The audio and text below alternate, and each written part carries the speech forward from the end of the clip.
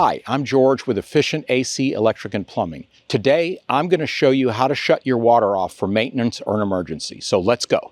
All right, we're here at the street, and what you're looking for is a lid that looks like this. That is the city water service. Then between this and the home, you're looking for another lid like this or maybe bigger. And just after it, you should find, maybe under brush, maybe under leaves, you should find your home's shutoff. And now I'm shutting this off, and the water's off to the home. Okay, now we've shut the homeowner valve off. This one's a quarter turn where we've done that. Some of them are a turn where you've got to turn a few times. After you do this, you need to go into the property and make sure the water's shut off. It may take a while for the water to drain through the lines.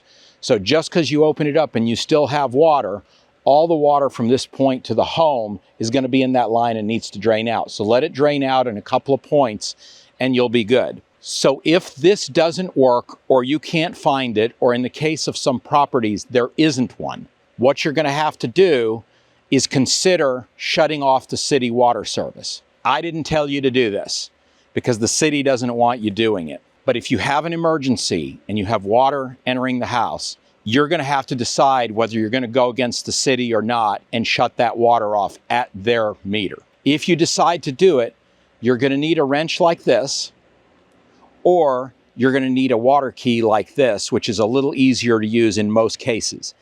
Every one of these situations is different. So what I would recommend is familiarize yourself with your property ahead of time and have these tools ready in your garage or wherever you store your tools. Now that hopefully you've got your water turned off, you can address the source of your problem and make that go away, or call a plumber. My goal today was to provide an efficient answer to your plumbing problem, and I hope I've done so. Please feel free to contact us at efficienttexas.com if you're in Austin, Texas.